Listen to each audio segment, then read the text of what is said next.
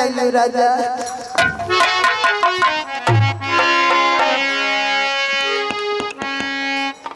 I love you किसको बोलता है? अरे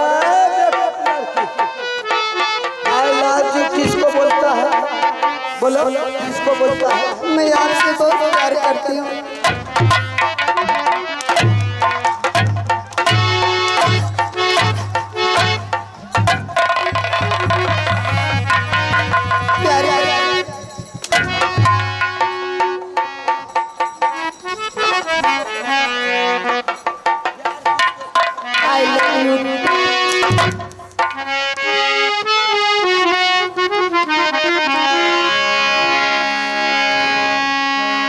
प्यार को जुनून छोड़ा दूंगा मैं तुमको।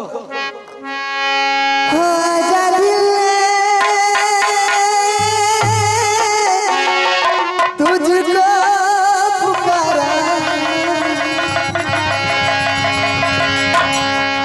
रब ने बनाया तुझे मेरे लिए, तुझे मेरे लिए रब ने बनाया तुझे मेरे लिए, तुझे मेरे लिए एक बना के दो टुकड़े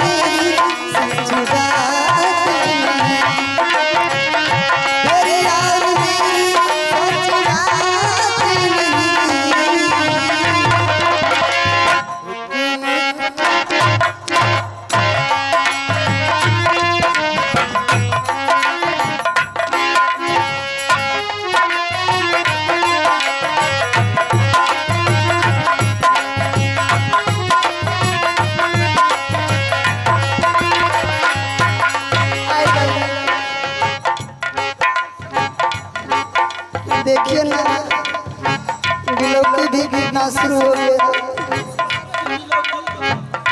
शादी के लिए उमेश यादव जी गिलोकी में डाले हैं। उमेश यादव आप और हमको गिलोकी शादी करने के लिए।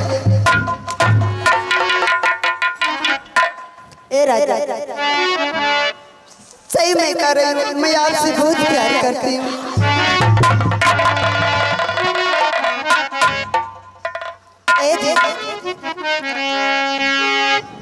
इधर आइए।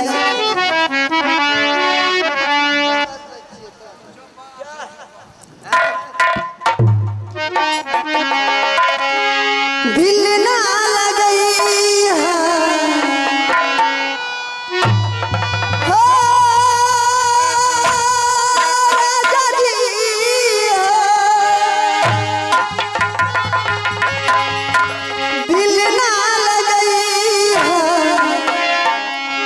फिर चल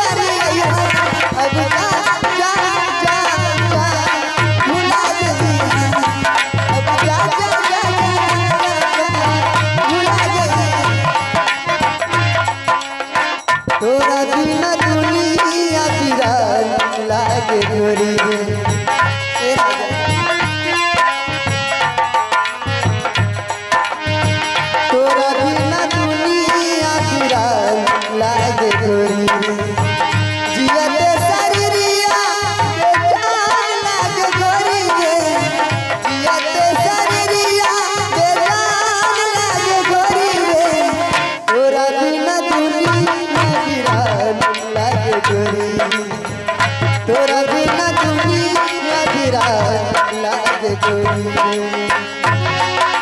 जा जा जा जा भुला जाइए अब जा जा जा जा जा भुला जाइए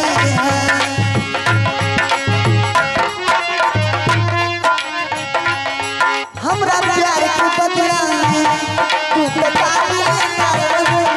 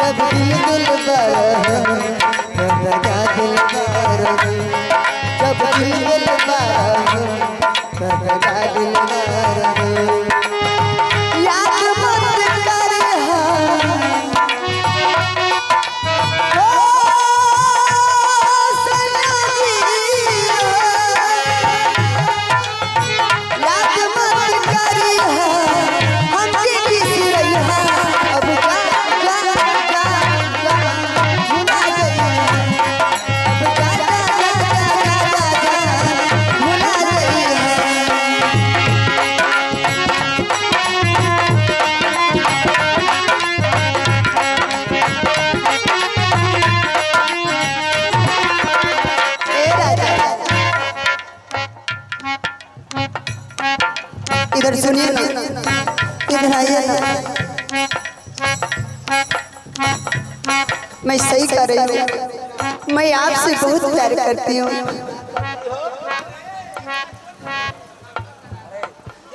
मैं आपसे बहुत प्यार करती हूँ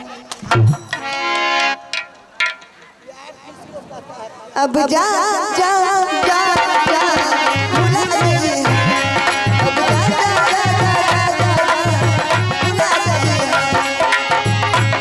जो मेरी रूह को जान दे प्यार दे वो खुशी बन गए जो मेरी रूह को जान दे प्यार दे वो खुशी बन गए जिंदगी बन गए जिंदगी बन गए I love you Raja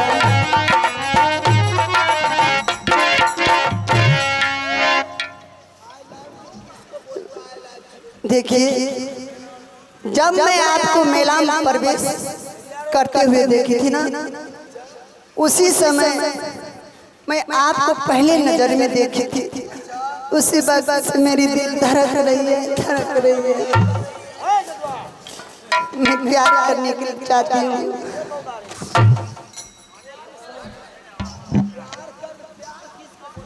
I love you राजा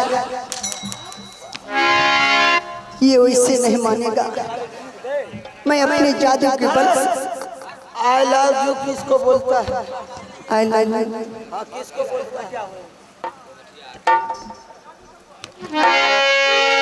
इसको बता दो कब ले जगा के रखी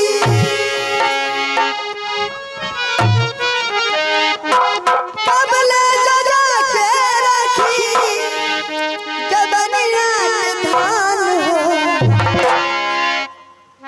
सैया ले जा तू गबनमा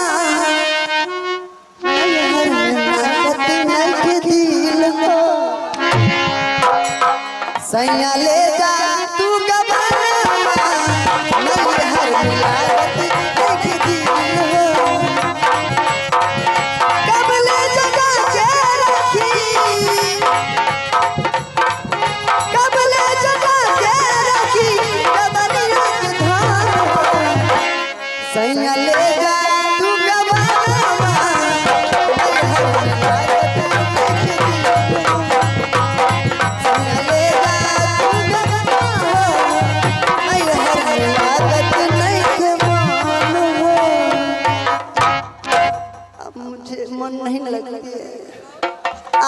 दे दी। सबसे पहले मैं अपने जाजा के बल से मैं शरीर को मैं बांध देती। अरे लड़की क्या है, क्या कहना चाहती है?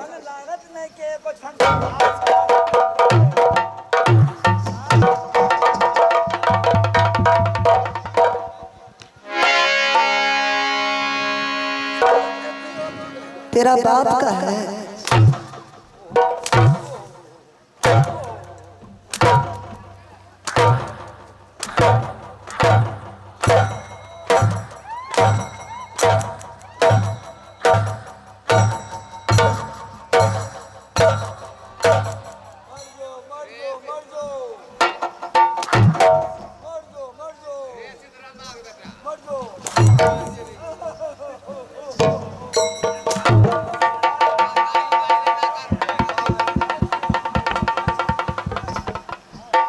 जा माँ दुर्गा, मेरे एक साथे दो चार साथे मारने के बाद इंसान जमीन पे नाक रगा रगा के मर जाता है।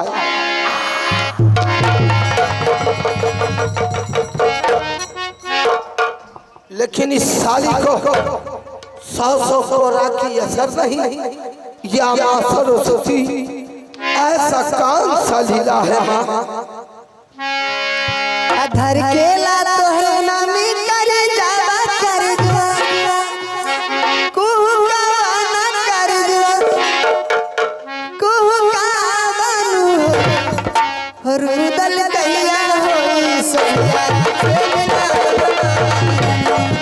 मुकाया करते, रुदल कैया हो सोया से मिला मुकाया करते।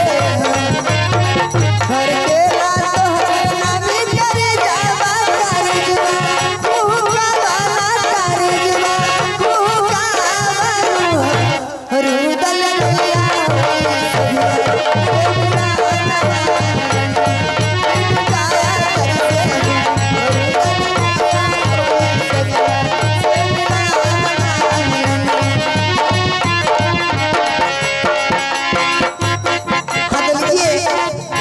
संतोष ड्राइवर जी, संतोष ड्राइवर जी की तरफ से इस बिलोकी में 21 पुरस्कार दिए हैं। हर के पागल बना दिया लोगों होश में नादान,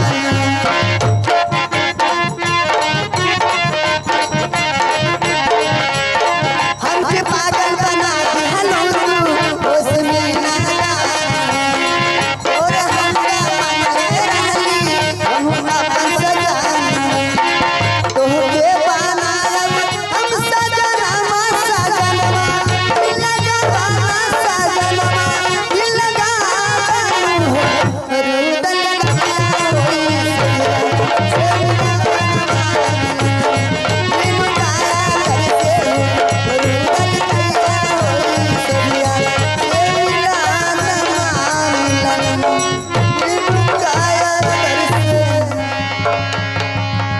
I love you। आपको जितना मारना है मार लीजिए, एक जरा सा असर नहीं होगा। तेरा दिमाग तो ठिकाना है कि नहीं? दिमाग नहीं है। जब से मैं आपको नजर में देखी ना, तब से मेरी खोपड़ी खराब हो चुकी है। मैं एक शादीशुदा इंसान हूँ।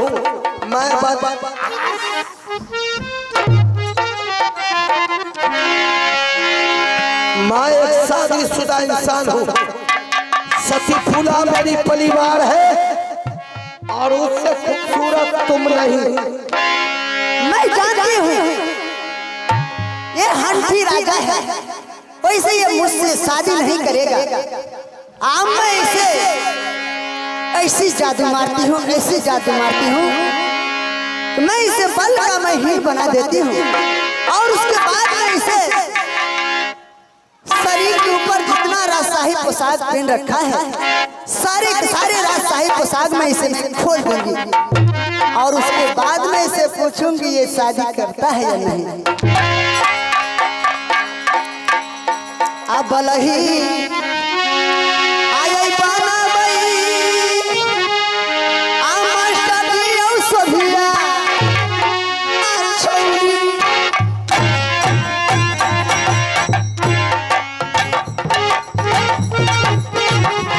रे जान रे सभिया छोरी ये बनाबई छै रे जान रे जान रे आई सभिया छोरी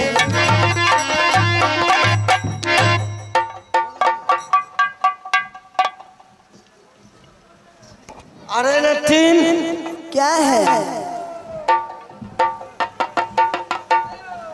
अच्छा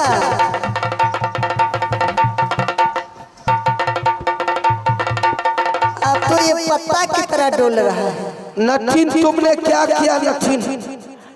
ये पूरा बदन का मेरा बल हरण हो गया है नटीन। मेरा बल कुछ काम नहीं कर रहा है नटीन। ये क्या कर रही हो तुम? ये प्यार कर रही हूँ मैं। कपड़े खोल के कोई प्यार होता है? हाँ हाँ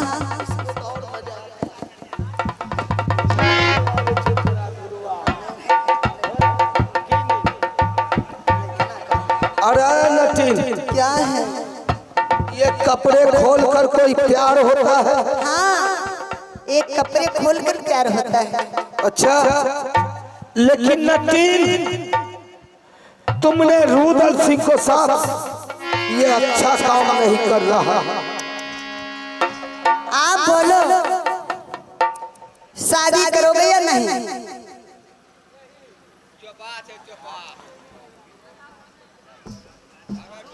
अरे नटीन क्या? जो रुदल सिंह एक बार कह दिया तो रुदल सिंह को जुबान कभी मुकरता नहीं है। अच्छा एक जरा सा नहीं कदापि नहीं।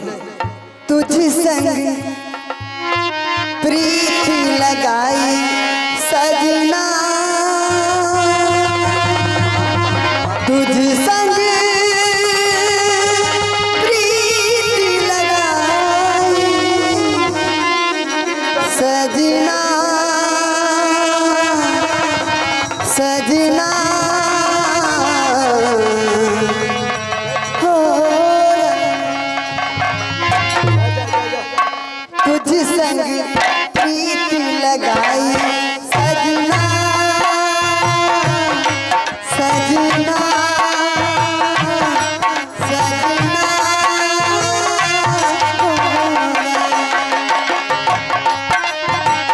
हाय बेदर्दी हाय बेदर्दी तुझ संग प्रीति लगाई सजना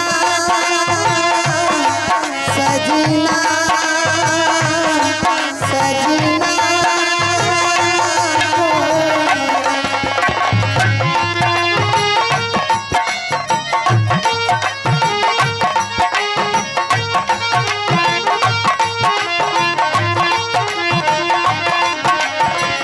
आजा तेरे हाथों में मेहंदी लगा दूं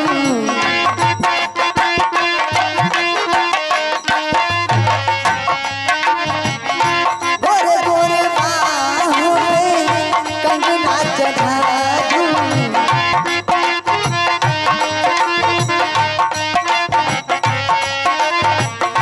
काली घटाओं का गजरा लगा दूं काली घटाओं का गजरा लगा दूं एक तू मन की भाई सजना सजना सजना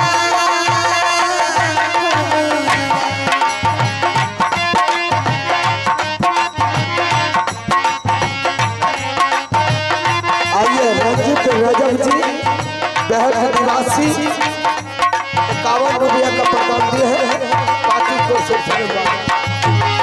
तूने मुझे चोरी से अपना बनाया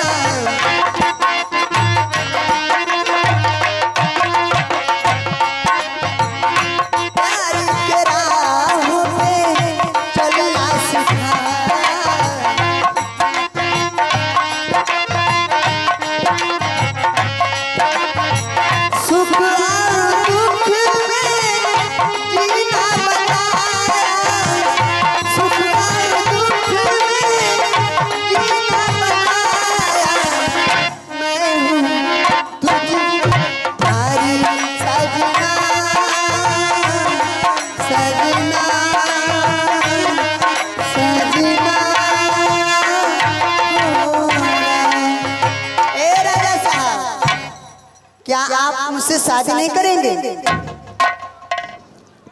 अरे नटीन, मैंने एक बार कह दिया, मैं तुमसे शादी हरगिज नहीं करूंगा। देखो, मैं तब से मैं प्यार से मैं तुम्हें सिखा रही हूँ और मैं कह रही हूँ कि तुम मुझसे शादी करो। हरगिज नहीं, लेकिन हरगिज नहीं, हरगिज नहीं। देखो, मैं एक खराब नटीन हूँ, कहीं मेरी खोपड़ी खराब हो गई तो मैं तुम्हें ऐसी हालत करूंगी, ये नगर का लोग देखेगा। मैं भी एक राजा हूँ और एक बोलिया राजा हूँ, जान चला जाए मेरा पर वचन नहीं जाएगा। अच्छा, लेकिन तुम शादी नहीं करेगा, हरगिज नहीं, ये वैसे शादी नहीं करेगा। अब मैं इसे एक बार मैं और मैं पूछती हूँ, अगर ये दुश्मन शादी से इनकार चला गया तो मैं इसे 7 झाड़ू शाम 7 झाड़ू में सुबह मारूंगी। एक बार मैं इसे और मैं प्यार से कहती हूँ, ए रुदल सिंह, बोलो शादी करोगे या नहीं? मैंने कह दिया नहीं तो नहीं। नहीं करेगा, नहीं, नहीं करेगा।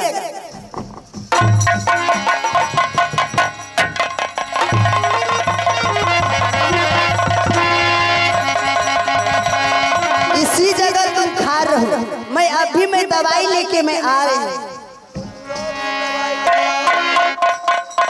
रुदल सिंह मर जाएगा लेकिन तुमसे शादी नहीं। अरे मरते, अरे मरते, आप दुश्मन रही तोहरा,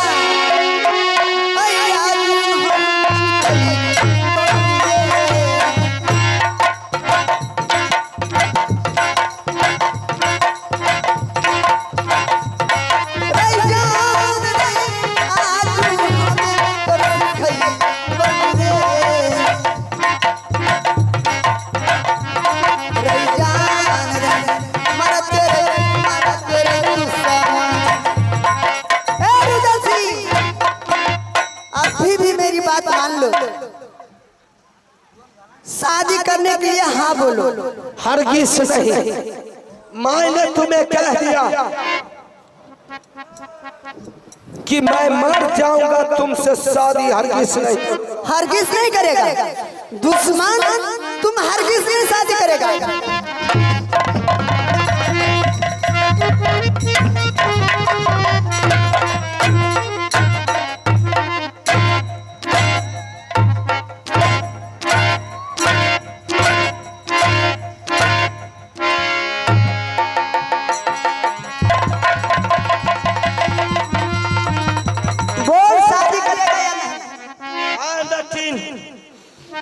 तुम चाहे मुझ पे जितना सितम ढाले, लेकिन रुदल सिंह शादी के लिए कदापि नहीं।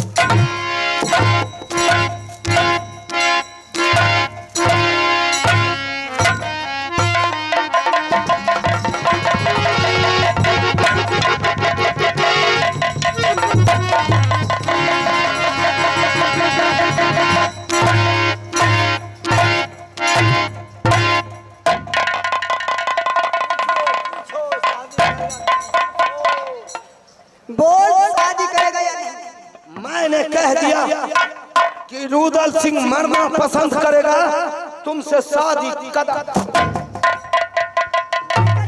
हरगिज नहीं।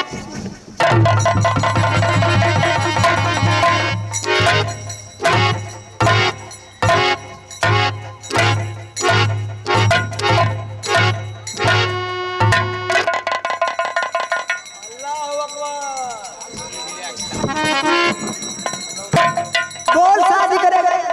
ऐ नटीन, चाहे तुम रुदल सिंह पे जितना सितम ढाले, लेकिन रुदल सिंह तुमसे शादी कदापि नहीं करेगा।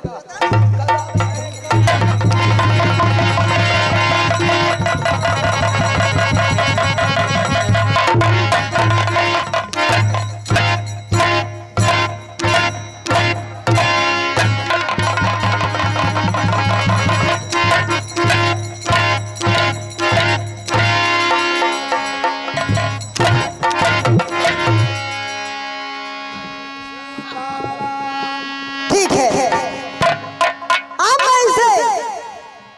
मैं अपने घर झारीखंड में ले चलती हूँ। अब मैं उसी जगह में इसे मजा में खाऊंगी।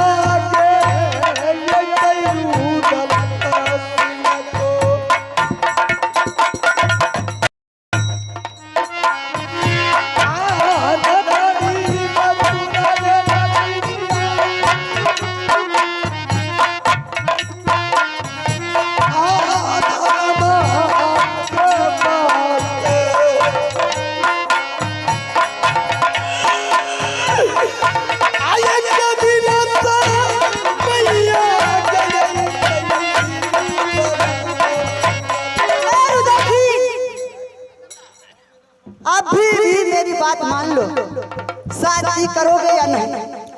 नटीन, मेरा सर से धारा लग चला जाएगा, फिर भी मैं तुमको शादी करने के लिए स्वीकार। दिल तो चाहता है मैं इसे सोच कर मार दूं।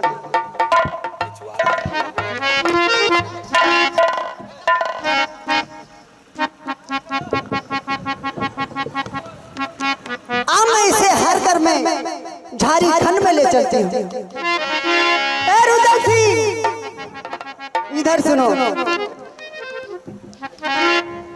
अरे माछी के बैरी रे दुश्मन बगला रे बुला गैया।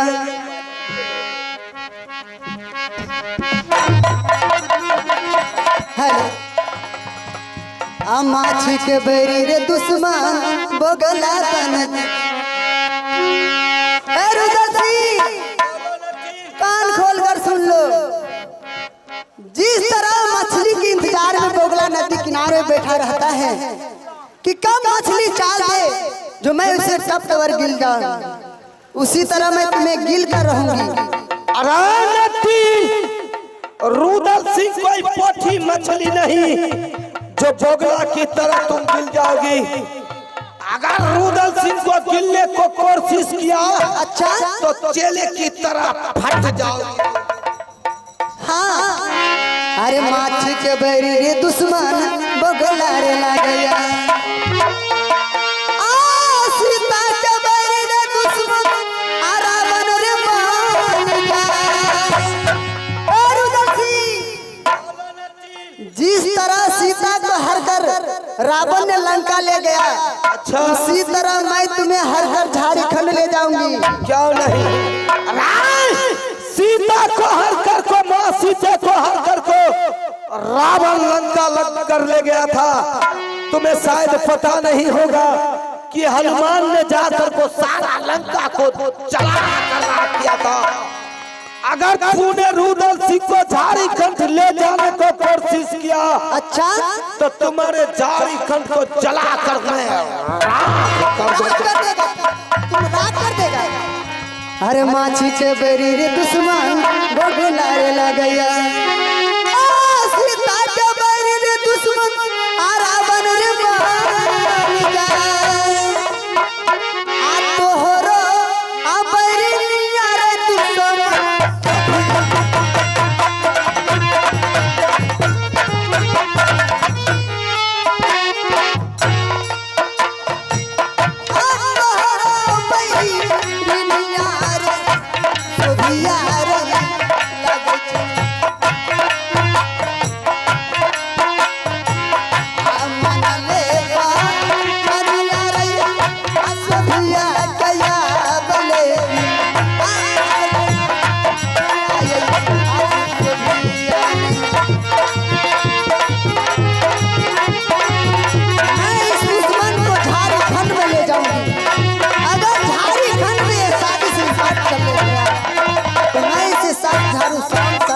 हंसुआ मारूंगा। अब मैं इसे भेड़ा के रूप बनाकर मैं इसे झारखंड में ले चलती हूँ।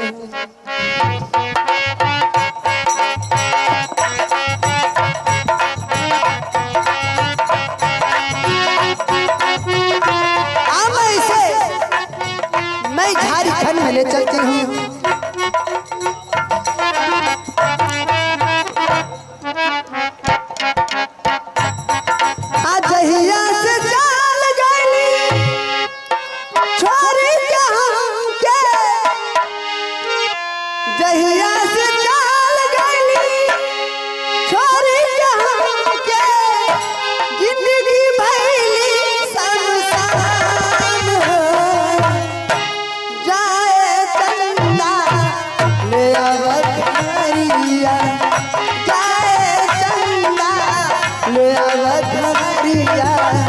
कैसन बारे मोर जान, कैसन बारे मोर जान।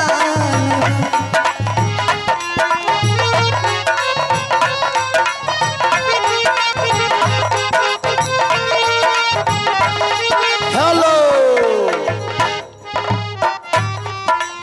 एक रिकॉर्डिंग लगाइए, रिकॉर्डिंग।